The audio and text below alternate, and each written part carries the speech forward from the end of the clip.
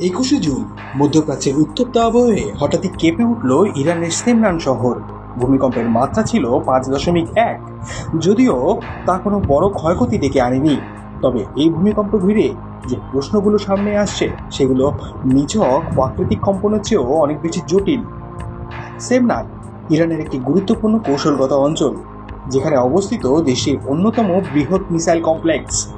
ভূমিকম্পের কেন্দ্রবিন্দু এই ঘাঁটির আশেপাশে হওয়ায় তাৎক্ষণিকভাবে জল্পনা ছড়িয়ে পড়ে। এটা কি শুধুই একটি ভূমিকম্প, নাকি এর আড়ালে ছিল কোনো অস্ত্র পরীক্ষা বা দুর্ঘটনা? প্রশ্ন উঠছে। তবে এখন পর্যন্ত ইরানের তরফে এমন কোনো তথ্য নিশ্চিত করা হয়নি। ভূমিকম্পটি প্রকৃতিই ঘটিয়েছে নাকি কিছু মানুষের পরিকল্পনার ফল, তা নিয়ে বিশেষজ্ঞদের মধ্যে চলছে তীব্র বিতর্ক। ইরান এমনিতেই ভূমিকম্প প্রবণ একটি দেশ। এটি একটি সক্রিয় ভূকম্পন বেল্টে অবস্থিত, যেখানে অতীতে বহু ভয়ঙ্কর ভূমিকম্প হাজারো প্রাণ কেড়ে নিয়েছিল। কিন্তু এবার ভূমিকম্পের স্থান এবং সময় যে কারণে সন্দেহের চোখে দেখা হচ্ছে, তা হলো এই ঘটনাটি ঘটেছে এমন এক সময়ে যখন ইরান ইসরায়েলের মধ্যে যুদ্ধ অবস্থা প্রায় অনিবার্য হয়ে উঠেছে।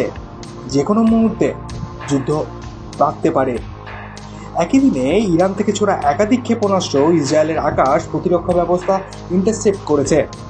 যদিও বেশিরভাগ আঘাত রুখে দেওয়া সম্ভব হয়, তথাপি ইসরায়েলের হাইফা শহরে একটি গুরুত্বপূর্ণ ধর্মীয় স্থাপনা, ঐতিহাসিক আল জারিনা মসজিদ ক্ষতিগ্রস্ত হয়।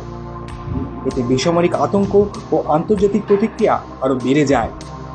যখন আকাশে যুদ্ধবিমান বেস ক্যাম্প থেকে ছোড়া হচ্ছে মিসাইল, ঠিক তখনই মাটিতে কেঁপে উঠেছে সেমনান। প্রশ্ন উঠছে, এটা কি নিছক কাকতালীয় নাকি কোনো বড় সংকেত? এই পরিস্থিতিতে মধ্যপ্রাচ্যের সাধারণ মানুষের জীবন যেন বন্দী হয়ে পড়েছে অদৃশ্য এক দ্বিমুখী চাপে, প্রাকৃতিক দুর্যোগ ও মানবসৃষ্ট যুদ্ধে। বিশেষজ্ঞরা বলছেন, একদিকে ভূমিকম্প, অন্যদিকে ক্ষেপণাস্ত্র, দুটোই জনজীবনের উপর তীব্র মানসিক প্রভাব ফেলছে। হাসপাতাল, মসজিদ, ঘরবাড়ি সবই যেন পরিণত হচ্ছে সম্ভাব্য লক্ষ্যবস্তুতে। এখন প্রশ্ন, এই উত্তেজনা শেষ কোথায়?